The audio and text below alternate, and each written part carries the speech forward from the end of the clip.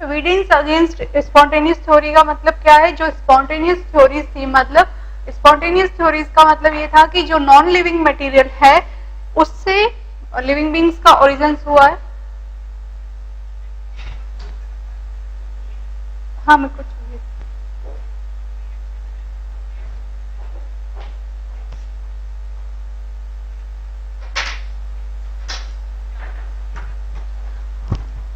जो non living primitive material है उससे लिविंग बींग्स का ओरिजिन हुआ है। हम लोग पढ़ रहे हैं इवोल्यूशन। इवोल्यूशन का मतलब क्या होता है? इवोल्यूशन का मतलब होता है development of life on earth. ठीक है, अर्थ पे जितने भी मैमल्स पाए जाते हैं, ह्यूमन बींग्स पाए जाते हैं, एनिमल्स है, वर्टिब्रेट्स है, फिश है, बर्ड्स है, एम्फीबिया है, रेप्टाइल्स है और प्लांट्स है, इन सब का ओरिजिन कैसे हुआ और इनका अर्थ कैसे बनी, सोलर सिस्टम कैसे बना, सोलर एनर्जी कैसे बनी, ये सब कहाँ की स्टडी जो होती है वो क्या कहलाता है? इवोल्यूशन। इवोल्यूशन का मतलब है कि जो हमारी अर्थ है वो कैसे बनी, उसका बनना, origin of earth, origin of life और डेवलपमेंट ऑफ लाइफ, ये सब आता है इवोल्यूशन में। अगर देखा जाए तो ओरिजिन ऑफ अर्थ कैसे हुआ? अर्थ कई सालों पहले, जैसे 4000 ईयर्स एगो, ठीक है, क्या था? अर्थ एक बहुत ही गर्म गोला था, उल्का पिंड या कॉस्मिक रेस थी उसके अंदर, बहुत ही ज्यादा गर्म था, उस पर कोई लाइफ नहीं थी, वो ठंडी होती रही 100 ऑफ ईयर्स, मैनी ईयर्स तक। फिर उसके बाद में उसका जो प्रिमिटिव एनवायरमेंट था, जो स्टार्टिंग का एनवायरमेंट था, वो क्या था? वो रिड्यूसिंग एनवायरमेंट था। रिड्यूसिंग का मतलब होता है कि हाइड्रोजन का प्रेजेंट होना, यानी वो वहां पे जो भी प्रेजेंट था एनवायरमेंट के अंदर, गैसेस के अंदर, हाइड्रोजन था, हीलियम था, अमोनिया, मीथेन और वाटर वेपर्स। वहां पे इस कंडीशन में कोई भी ऑक्सीजन फ्री नहीं थी, इसलिए वहां पे लाइफ ओरिजिन नहीं हुआ। उसके बाद में क्या हुआ? धीरे धीरे सेकेंडरी इन्वायरमेंट बना। सेकेंडरी इन्वायरमेंट का मतलब है कार्बन मोनोऑक्साइड बना, कार्बन डाइऑक्साइड बना, सल्फर ऑक्साइड बना, नाइट्रोजन बनी और दूसरी गैसेस बनी। तो वो हुआ फर्स्ट प्रिमिटिव इन्वायरमेंट यानी रिड्यूसिंग इन्वायरमेंट, जिसमें कोई लाइफ नहीं थी। सेकेंडरी इन्वायरमेंट जिसके अंदर ऑक्सीजन थोड़ा सा प्रेजेंट था, किस फॉर्म में? या तो ऑक्साइड के फॉर्म में या फिर दूसरी गैसेस के साथ में कंबाइंड होकर। ठीक है, उसके बाद में जो थर्ड चेंज था वो क्या था? केमिकल्स। केमिकल्स कौन से प्रेजेंट थे अर्थ पे स्टार्टिंग में? केमिकल्स जो प्रेजेंट थे वो थे रॉक्स और वाटर वेपर्स। वाटर वेपर्स का मतलब वाटर, जो वाटर वेपर्स की ड्रॉपलेट्स थी वो कंडेंस हुई, ठंडी होकर अर्थ पे गिरने लगी। कई सालों की बारिश के बाद में अर्थ पे रिवर्स बनी, लेक्स बने, ओशंस बने। तो इस तरीके से अर्थ पे प्रिमिटिव क्या था? पहले हाइड्रोजन, हीलियम, अमोनिया, मीथेन और वाटर वेपर्स। सेकेंडली अर्थ पे क्या बना? Carbon dioxide, carbon monoxide, nitrogen, दूसरी गैसेस, सल्फर ऑक्साइड एक्सेट्रा। फिर उस पे रॉक्स और वाटर यानी ओशंस और रॉक्स। फिर उसके बाद में क्या हुआ? एनर्जी। एनर्जी के लिए सोलर सिस्टम प्रेजेंट था, वॉल्केन्स निकल रहे थे तो उसके अंदर भी एनर्जी थी और भी बहुत सारी एनर्जी थी। तो उस तरीके से क्या था? एनर्जी का सिस्टम था। ठीक है, तो एनर्जी मिलने से कार्बन डाइऑक्साइड प्रेजेंट है, वाटर प्रेजेंट है, तो क्या बनना शुरू हुआ? कार्बोहाइड्रेट यानी मॉलिक्यूल्स बनने शुरू हुए। इन मॉलिक्यूल्स की वजह से क्या हुआ? प्रिमिटिव लाइफ की स्टार्टिंग हुई, या एल्गीज बने या बैक्टीरिया बने, ऐसा माना जाता है। तो इस लाइफ के ओरिजिन के लिए अर्थ ने कितना टाइम लिया? तब से लेके आज तक उसका ओरिजिन होता जा रहा है, डाइवर्सिटी बनती जा रही है। अब इसके इवोल्यूशन के लिए पता है डिफरेंट टाइप्स की थ्योरीज कहते हैं। जैसे सोलर सिस्टम कैसे बना? सोलर सिस्टम एक कॉस्मिक पिंड था, जिससे क्या हुआ कि सोलर बना, सन बना और उसके चारों तरफ जितने भी प्लैनेट्स है, यूरेनस बना, नेपच्यून बना, मर्क्यूरी, वीनस वगैरह, जुपिटर वगैरह, ये सब उसी कॉस्मिक पिंड से बना। कैसे? स्टार्टिंग में ऐसा माना गया कि ये कॉस्मिक डस्ट का राउंड है जो कि देखा गया था। उसके बाद में ये जो है राउंड्स के अंदर ओरिजिनेट होता गया क्लाउड अपने सेंट्रल मास के चारों तरफ। इसका सेंट्रल मास वार्म था और उसके चारों तरफ राउंड राउंड में ये क्लाउड अरेंज होता गया। ये जो राउंड्स है ये ऑर्बिट्स बनते गए और फाइनली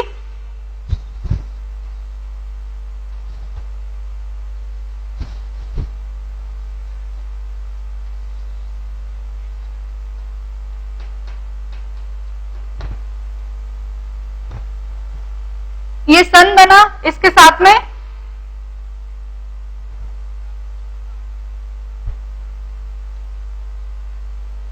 अर्थ, मर्क्यूरी, वीनस, मार्स,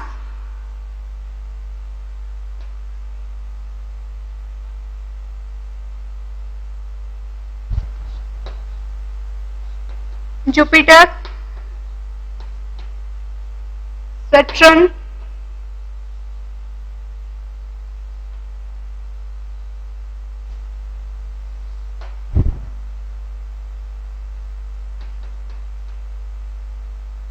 यूरेनस और नेपच्यून। इस तरीके से ऐसा माना जाता है कि स्टार्टिंग में कॉस्मिक उल्का पिंड का एक गोला था जो बहुत ही गर्म था, एक बादल जैसा दिखता था वो, लेकिन धीरे धीरे जैसे जैसे टाइम होता रहा, टाइम बीतता गया, ये थोड़ा थोड़ा ठंडा होता रहा, कंडेंस होती रही इसकी रेज, और इसकी जो डस्ट और गैसेस जो इसमें थी, इसके अंदर क्या था, cosmic dust and gases.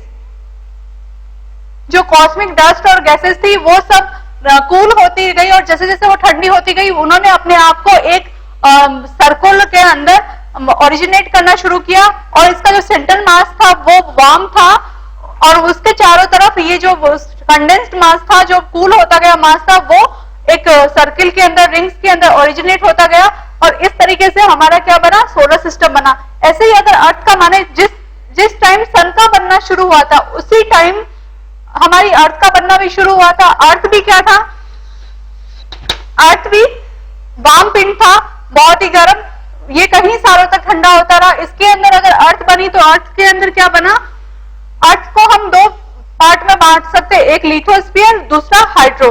Hydro का मतलब जिसमें वाटर हो, लिथोस्फीयर का मतलब ऐसा एटमॉस्फेयर जिसके चारों तरफ गैसेस हो, ठीक है, जिसपे लाइफ बन सकती है, जो सॉइल रहती है। तो अर्थ के अंदर हमने देखा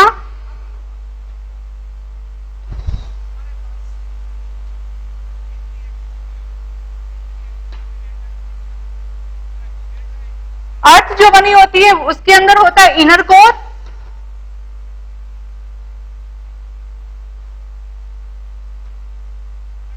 आउटर कोर, अपर लेयर इसकी क्रस्ट कहलाती है, मिडिल लेयर इसकी मेंटल कहलाती है।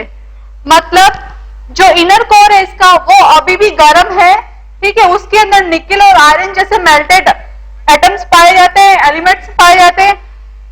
जो इसका मेल्टन है उसके अंदर मेल्टेड एटम्स पाए जाते हैं, एलिमेंट्स पाए जाते हैं, जिसके अंदर क्या आता है, मैग्नीज आता है, मैग्नीशियम आता है, सिलिका आता है। जो इसका क्रस्ट है वहां पे सेडिमेंट्री रॉक्स आती है, एल्यूमिनियम आता है, सिलिकेट आयंस आते हैं, बेसाल्ट आता है, एक्सेट्रा। तो अर्थ को हमने 3 पार्ट्स में डिवाइड किया, क्रस्ट, मेंटल और इनर कोर। जिस तरीके से हमने ये माना कि सन जो था वो सेंट्रल पार्ट था, वो वार्म पार्ट सेंटर में रहा, और उसके चारों तरफ डिफरेंट टाइप्स की रिंग्स ओरिजिनेट होती गई, जिसके अंदर प्लैनेट्स बनने शुरू हुए। उसी तरीके से अर्थ के अंदर भी यही था कि जो पार्ट वार्म है वो उसके सेंटर में चला गया, जिसको हम कोर कहते हैं, कोर, और जो पार्ट बिल्कुल कूल है, लाइफ के लिए यूजफुल है, वो क्रस्ट कहलाता है, वो अपर लेयर है जिसके अंदर सॉइल पाई जाती है, रॉक्स पाई जाती है, एक्सेट्रा। और मेंटल क्या है, मेंटल एलिमेंट्स पाए जाते हैं, ठीक है। तो अगर अर्थ को देखा जाए तो अर्थ क्या थी, अर्थ भी इसी तरीके से एक राउंड पिंड था जो कई सालों तक पड़ा रहा, गर्म था, धीरे धीरे ठंडा होता रहा। जैसे जैसे वो ठंडा होता रहा उसकी अपर लेयर्स ठंडी होती रही, लेकिन वो इनर साइड से गर्म होता रहा। एक टाइम ऐसा आया कि अर्थ में बहुत सारे चेंजेस हुए, वो बिल्कुल ठंडी होकर अपर लेयर तो उसकी सॉइल्स में ओरिजिनेट हुई, जिसको हम क्रस्ट कहते हैं, वहां पे रॉक्स है, एल्यूमिनियम है, बेसाल्ट है, ग्रेनाइट वगैरह, ये सब चीजें, जिसको हम क्या कहते हैं, लिथोस्फीयर। दूसरा उसका जो मेल्टल पार्ट है उसके अंदर मैग्नीज, मैग्नीशियम, यूरेनाइट, पायराइट्स वगैरह ये सब चीजें हैं, उसको हम क्या कहते हैं, पेरोस्फीयर। और जो इंटरनल कोर है उसका, इंटरनल कोर का मतलब जिसमें निकल और आयरन है, तो उसको हम क्या कहते हैं, बैरोस्फीयर। तो इस तरीके से अर्थ को भी डिवाइड किया गया और अर्थ का ओरिजिन भी इस तरीके से हुआ, ठीक है। अब अर्थ हमारी बन गई, सोलर सिस्टम हमारा बन गया। सोलर सिस्टम क्या करता है, हमें एनर्जी प्रोड्यूस करता है। और विजिबल लाइट भी प्रोड्यूस करता है। और अर्थ क्या है? अर्थ लाइफ के लिए प्रिमिटिव चीज है कि इसी पे लाइफ बन सकती है या ओरिजिन हो सकती है या उसकी स्टार्टिंग हो सकती है। क्यों? क्योंकि इसके अंदर लिथोस्फीयर प्रेजेंट है, सॉइल प्रेजेंट है, प्लस एनर्जी सिस्टम प्रेजेंट है एनर्जी के लिए, दूसरा क्या प्रेजेंट है? वाटर प्रेजेंट है। ठीक है, अब क्या हुआ जब अर्थ बन गई तो लाइफ कैसे बनी? उस लाइफ के लिए लोगों ने अलग अलग थ्योरीज दी। पहली थ्योरीज क्या? Special creation. स्पेशल क्रिएशन का मतलब क्या है कि जो भी स्पीसीज बनी है वो लॉर्ड ने बनाई है, गॉड पावर की वजह से बनी है। जैसे हम लोग मानते हैं हिंदूज में, रामायण में, महाभारत में ये सब चीजें लिखी रहती है कि भगवान ने ना सबसे पहले मनु और श्रद्धा को बनाया, उसी से ये सृष्टि चली आ रही है। या सारी सृष्टि एक ही दिन में भगवान के द्वारा बनाई गई है, ब्रह्मा विष्णु महेश के द्वारा, और वो सृष्टि आज तक चली आ रही है। तो ये जो थ्योरी है ये स्पेशल क्रिएशन कहलाती है। और इस थ्योरी का ये सिर्फ रिलीजियस है, इसको सिर्फ धर्म के आधार पे मान सकते हैं हम। साइंटिस्ट इसको नहीं मानते। क्यों नहीं मानते? क्योंकि वो ऑब्जर्वेशन में बिलीव करते हैं और इस थ्योरी के लिए कोई भी ऑब्जर्वेशन करने के लिए कोई भी चीज प्रेजेंट नहीं है, इसलिए वो इस थ्योरी को सिर्फ रिलीजियस थ्योरी कहकर छोड़ देते हैं। और इस थ्योरी का मतलब क्या है? इस थ्योरी का मतलब ये है कि जब ईश्वर ने ये अर्थ बनाई, उसके अंदर जितनी भी स्पेसीज बनाई, वो सारी की सारी स्पेसीज जिस फॉर्म में उस टाइम बनाई थी उसी फॉर्म में आज भी है, प्रेजेंट है।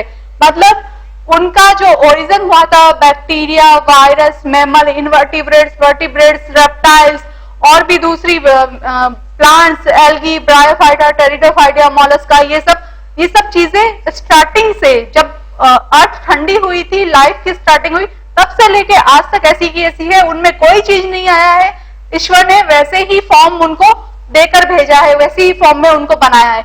दूसरा वो क्या मानती है थ्योरी? ये थ्योरी ये मानती है कि उनकी जो बॉडी है, उनके जो ऑर्गन्स है, वो स्पेशली डिजाइन किए गए थे उस इन्वायरमेंट को देखते हुए। यानी किसी भी स्पेसीज ने अपने अंदर कोई भी अडेप्टेशन नहीं लाए, कोई भी चेंज नहीं लाए। ईश्वर ने उस इन्वायरमेंट को देखते हुए उनकी बॉडी, उनके ऑर्गन्स स्पेशली डिजाइन किए गए थे। और दूसरा ये मानती है, तीसरा पॉइंट, कि ये जो डिफरेंट टाइप्स की डाइवर्सिटी है, ये जो डिफरेंट टाइप्स की स्पेसीज है, आपस में इंटरलिंक्ड नहीं है।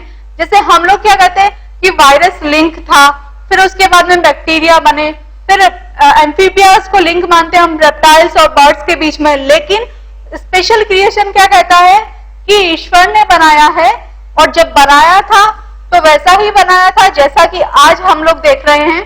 और इनकी जो स्पेशली बॉडी डिजाइन है वो कहीं से भी डेवलप नहीं हुई है, कहीं भी कोई भी चेंज नहीं हुआ है, कोई म्यूटेशन नहीं हुआ है। वो स्टार्टिंग से लेके आज तक ऐसी की ऐसी है। उसने स्पेशली ऑर्गन और उसकी बॉडी को स्पेशली एनवायरनमेंट के अकॉर्डिंग डिजाइन किया था।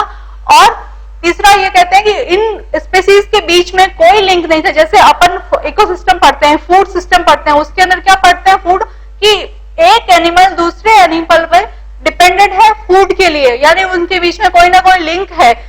या हम ये देखते हैं कि ये गोरिल्ला है, चिंपैंजी है, ये है ना ह्यूमंस के जैसा दिखता है, इनमें कोई ना कोई चेंज हुआ होगा, इनमें कोई रिडक्शन हुआ होगा, इनकी टेल रिड्यूस हुई होगी और फिर ह्यूमंस बने होंगे। साइंटिस्ट ये कहते हैं। लेकिन जो स्पेशल क्रिएशन की थ्योरी है वो क्या कहती है? वो ये कहती है कि इनमें कोई चेंज नहीं था, इनमें कोई लिंक नहीं था, इनके जो भी स्पीसीज थी वो डिफरेंटली थी, इनके बीच में कोई भी इंटरलिंक नहीं था। दूसरी थ्योरीज जो हम पढ़ते हैं वो क्या है? स्पॉन्टेनियस। स्पॉन्टेनियस का मतलब होता है बिना रिप्रोडक्शन, ऑटोमेटिक, अपने आप रिप्रोड्यूस होना।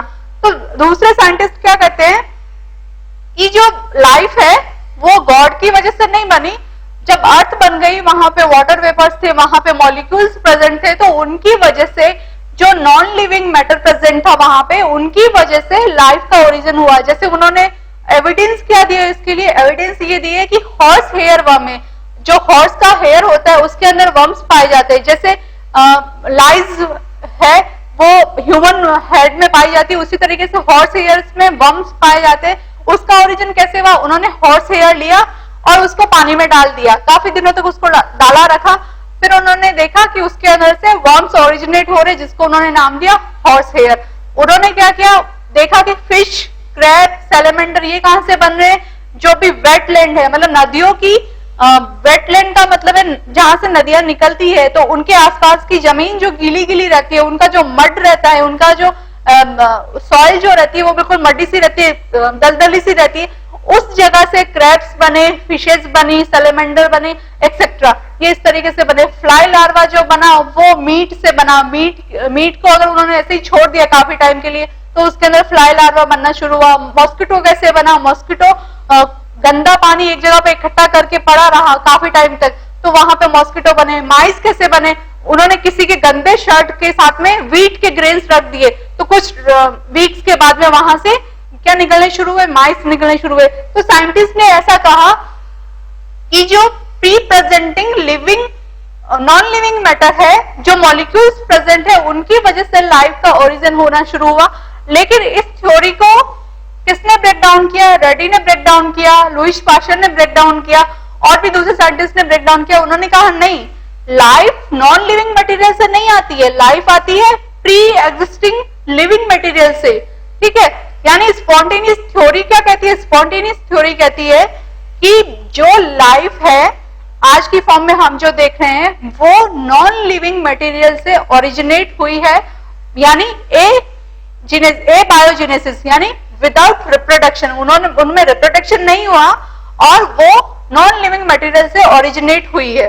लेकिन दूसरे साइंटिस्ट क्या कहते हैं कि नहीं, जो लाइफ है वो रिप्रोडक्शन से ओरिजिनेट हुई है, प्री एग्जिस्टिंग लाइफ से ओरिजिनेट हुई है, यानी वहां पे अर्थ पे कोई ना कोई बैक्टीरिया, कोई ना कोई वायरस, कोई ना कोई मैमल्स के बीच की लिंक, या कोई ना कोई स्पेसीज वहां पे प्रेजेंट थी, या उनके स्पोर्स प्रेजेंट थे, कुछ ना कुछ वहां पे प्रेजेंट था जिसकी वजह से लाइफ का ओरिजिन हुआ है। तो ब्रेकडाउन या एविडेंस अगेंस्ट स्पॉन्टेनियस थ्योरी हम अभी पढ़ेंगे। इस थ्योरी के ब्रेकडाउन के लिए या इसको नहीं मानने के लिए 3 तरह के एक्सपेरिमेंट किए गए थे। पहला एक्सपेरिमेंट रेडी ने किया था, फ्रांसिस्को रेडीज एक्सपेरिमेंट।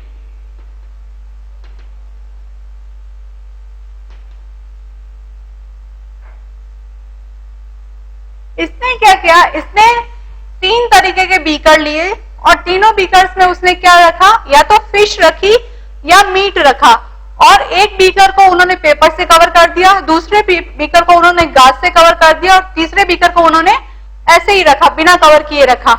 फिर क्या हुआ, इन्होंने ऑब्जर्व किया। ऑब्जर्व क्या किया कि उसमें क्या चेंज आते हैं। इन्होंने देखा कि जो मीट है वो फ्लाइज को अट्रैक्ट कर रही है, उस पर फ्लाइज आ रही है, लेकिन क्योंकि पेपर से कवर है तो फ्लाइज उसके अंदर नहीं जा पा रही है। ठीक है, दूसरा गाज से कवर है तो फ्लाइज उसके अंदर नहीं जा रही। तीसरा जो बीकर है वो बिल्कुल बिना कवर है, अनकवर्ड है, तो फ्लाइज उसके अंदर जा रही है और जो मीट का मटेरियल है उस पे अपने एग्स दे रही है और उन एग्स से फ्लाई लार्वा डेवलप हो रहा है। तो उन्होंने कंक्लूजन क्या निकाला, उन्होंने कंक्लूजन ये निकाला कि जो लाइफ है वो ओरिजिनेट होती है एग से, प्री एग्जिस्टिंग लिविंग मटेरियल से ओरिजिनेट होती है, ना कि pre existing non living material से। रेडी ने ये कहा। दूसरा जो साइंटिस्ट था स्पेलमैन, उसने क्या किया, उन्होंने न्यूट्रिएंट ब्रोथ लिया। ब्रोथ मतलब बैक्टीरिया वायरस के कल्चर के लिए यूज किया जाता है, यीस्ट वगैरह के लिए, उसको लिया और एनिमल्स लिए, चाहे माइक्रोब्स ले लो, चाहे बैक्टीरिया ले लो, चाहे वायरस ले लो, चाहे कुछ भी, उन्होंने लिया, उनको हीट किया, गर्म किया बहुत टाइम तक। गर्म करने के बाद में उन्होंने क्या किया, उस बीकर को बंद कर दिया डायरेक्ट। 2 दिन तक ऑब्जर्व किया, उसमें कोई लाइफ नहीं थी। ठीक है, फिर उन्होंने क्या किया, उसको खोला। जब उसके बीकर को खोला और फिर वापस 2 दिन के लिए ऑब्जर्व किया तो उसमें लाइफ स्टार्टिंग उनको दिखाई दी। कैसे दिखाई दी, क्योंकि उनके अंदर उन्होंने ऑलरेडी क्या लिया था, एनिमल्स लिए थे, लेकिन उन्होंने हीट से स्टरलाइज किया था। यानी हम ये मानते हैं कि स्टरलाइजेशन प्रोसेस क्या होता है, जब हम किसी भी चीज को गर्म करते हैं या पानी को गर्म करते हैं या किसी भी फ्लास्क को गर्म करते हैं तो उसके अंदर जो भी माइक्रोब्स होते हैं वो सब मर जाते हैं। तो उन्होंने ब्रोथ लिया था, ब्रोथ माइक्रोब्स की ग्रोथ के लिए बहुत अच्छा माना जाता है, और उन्होंने माइक्रोब्स भी लिए उसके साथ में, लेकिन उन दोनों को गर्म किया तो उसके अंदर जो माइक्रोब्स थे उनकी डेथ हो चुकी थी, इसलिए उनकी कॉलोनीज डेवलप नहीं हुई। उन्होंने उनको बंद का बंद रखा तो भी कॉलोनी डेवलप नहीं हुई, लेकिन जब उन्होंने एयर में एक्सपोज किया तो एयर्स के अंदर जो माइक्रोब्स है वो उसके अंदर गए और फिर उन्होंने जर्मिनेट कर अपनी कॉलोनीज बनानी शुरू की। यानी इसके लिए भी क्या जरूरी था, पहले कोई ना कोई प्री एग्जिस्टिंग मटेरियल का होना, लिविंग मटेरियल का होना जरूरी था। इसी तरीके से तीसरा एक्सपेरिमेंट लुईस पास्चर ने किया। उन्होंने क्या किया, उन्होंने भी इसी तरीके से ईस्ट लिया। ईस्ट क्या होती है, फंजाई की ग्रोथ के लिए, ठीक है। ईस्ट लिया और उसको है ना एक फ्लास्क में गर्म किया। पहला फ्लास्क स्टरलाइज था, स्टरलाइज मतलब कंप्लीटली जर्म फ्री था। उसके अंदर ईस्ट को गर्म किया और फिर देखा कि उसमें लाइफ ओरिजिनेट हो रही है कि नहीं। उसमें कोई लाइफ ओरिजिनेट नहीं थी क्योंकि वो स्टेराइल फ्लास्क था। दूसरा जो फ्लास्क था उन्होंने क्या किया, उसको गर्म नहीं किया था, स्टेरलाइज नहीं किया था, उसी के अंदर ईस्ट ले ली और उसको गर्म किया। तो मतलब उसके अंदर कुछ तो स्पोर्स थे और उसको एयर्स में छोड़ दिया, तो उस स्पोर्स की वजह से उसमें दूसरे वाले फ्लास्क में लाइफ ओरिजिनेट हुई। तो इन तीनों ने एक ही कंक्लूजन निकाला कि जो लाइफ का ओरिजिन होता है वो प्री एग्जिस्टिंग लिविंग मटेरियल से होता है। तो ये क्या था, एविडेंस अगेंस्ट स्पॉन्टेनियस थ्योरी, क्योंकि स्पॉन्टेनियस थ्योरी ये कहती थी कि जो लाइफ है वो नॉन लिविंग मटेरियल से बनी है, उसका ओरिजिन नॉन लिविंग मटेरियल से हुआ है। जबकि साइंटिस्ट ने ये कहा कि नहीं, उसका जो ओरिजिन हुआ है वो प्री एग्जिस्टिंग लाइफ से हुआ है, उसके बाद में उनमें और चेंज होना शुरू हुआ, पर इनिशियल लाइफ के लिए कुछ ना कुछ होना जरूरी है। He said that life originated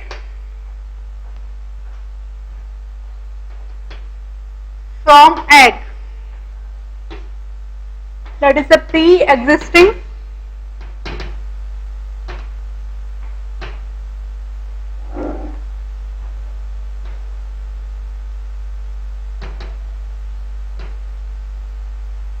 material.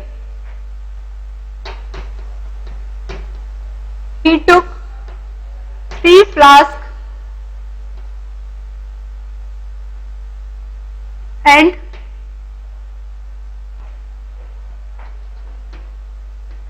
put meat and fish into each flask. First covered with paper and second covered with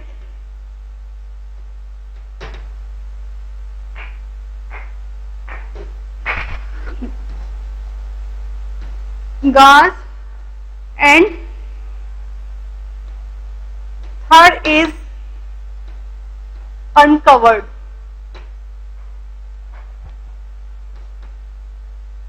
These flasks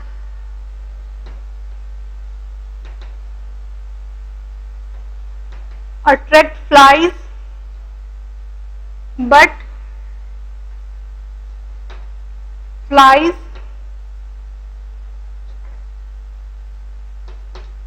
laying its egg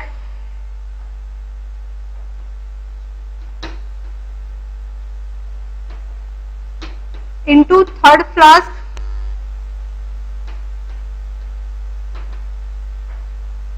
which is uncovered.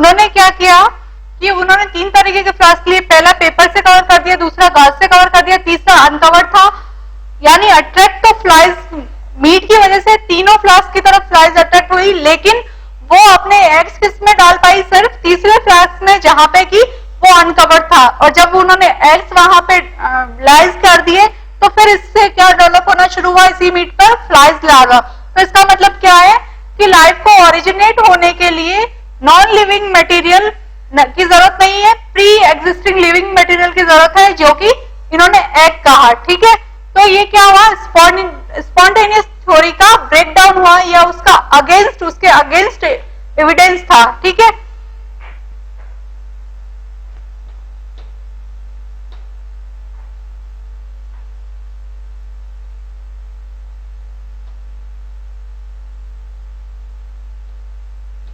Seventeen 29 to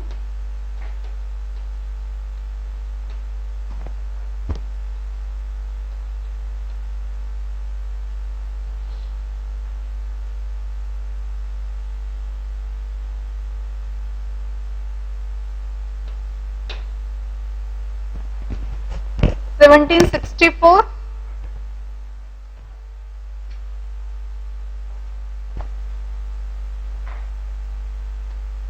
second जो experiment किया था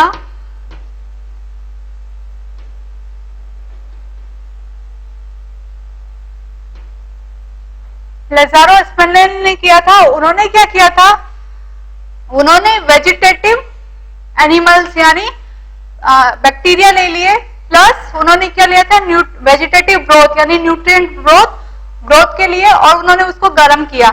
गर्म करने के बाद में उन्होंने उसको जैसे ही गर्म से उतारा, उन्होंने जैसे ही गर्म करके रखा, उन्होंने उसको कवर कर दिया। 2 दिन तक ऑब्जर्व किया, उसमें कोई लाइफ नहीं थी। फिर उन्होंने उसको एक्सपोज कर दिया एयर में, यानी कवर उसका खोल दिया, तो उन्होंने देखा कि उसके अंदर लाइफ दिख रही है, माइक्रो ऑर्गेनिजम्स दिख रही है। तो इसका मतलब क्या था, माइक्रो ऑर्गेनिजम्स तो इसके अंदर ऑलरेडी थे, चाहते तो वो जर्मिनेट हो सकते थे, लेकिन जो हीट है, जो टेम्परेचर है, वो क्या करती है, पूरी लाइफ को कंप्लीटली डिस्ट्रॉय कर देती है।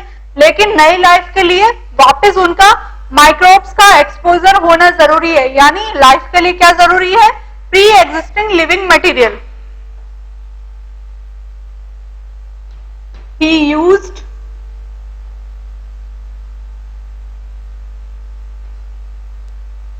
Bacteria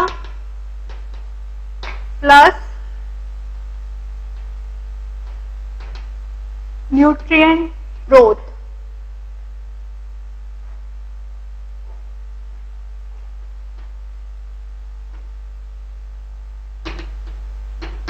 vegetative growth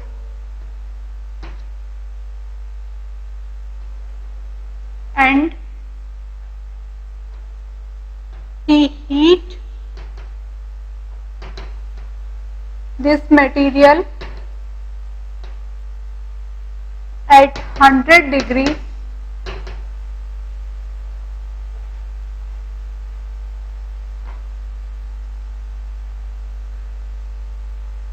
for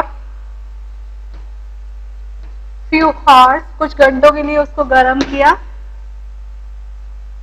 and covered immediately, तुरंत उसको कवर कर दिया। जैसे ही गर्म किया, गर्म करने के बाद में उसको कवर कर दिया। He observed no life in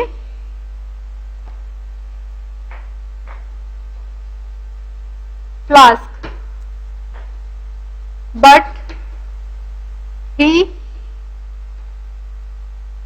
opened the flask and expose it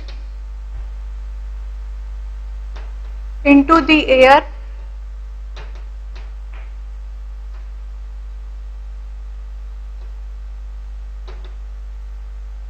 many microbes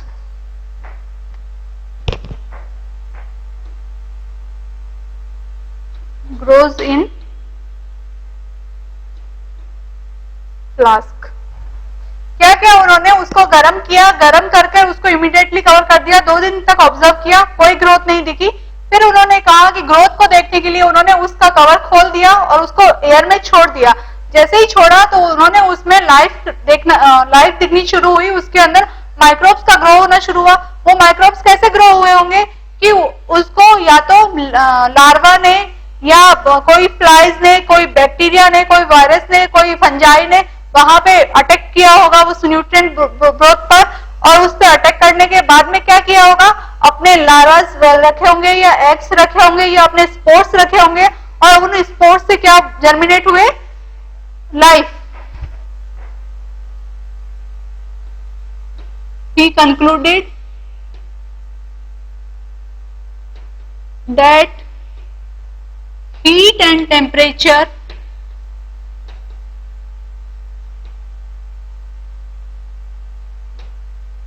can destroy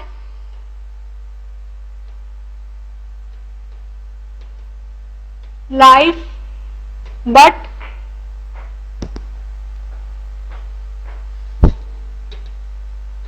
life originate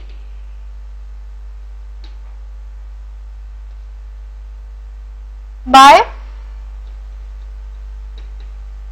pre-existing living material.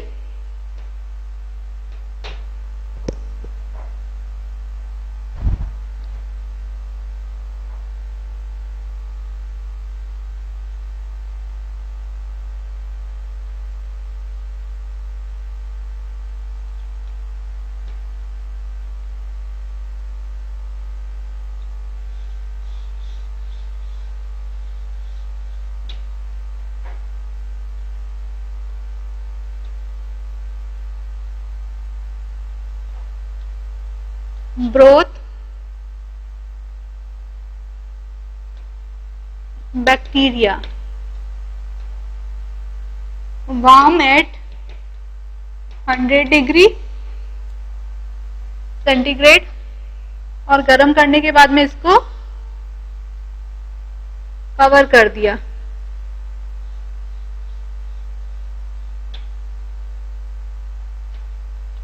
No life. और जब इसको एक्सपोज किया गया एयर में,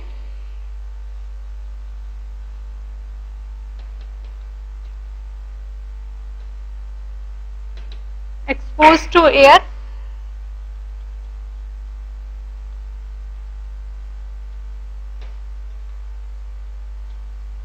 लाइफ सीन। ठीक है, जब उसको एक्सपोज किया गया एयर में तो उसमें लाइफ देखने को मिली, लेकिन जब गर्म करके उसको कवर करके रख दिया गया तो उसमें कोई लाइफ नहीं थी। 1626 to 1795, 1684।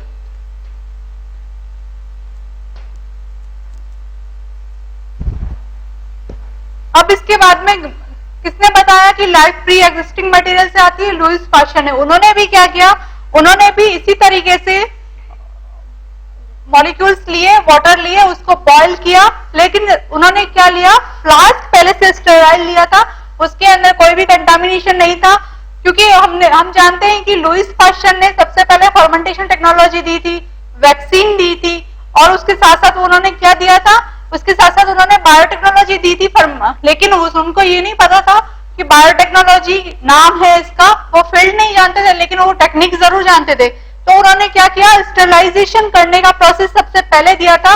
और स्टरलाइजेशन प्रोसेस क्या होता है, किसी भी इक्विपमेंट को जर्म फ्री बनाना, है ना, उसके अंदर जितने भी जर्म्स है उनको रिमूव कर देना, जर्म फ्री बनाना, क्या कहलाता है, स्टरलाइजेशन। तो लुईस पास्चर ने क्या किया, 2 तरीके के फ्लास्क लिए, पहला जिसको स्टरलाइज किया गया था, दूसरा बिना स्टरलाइज किया गया।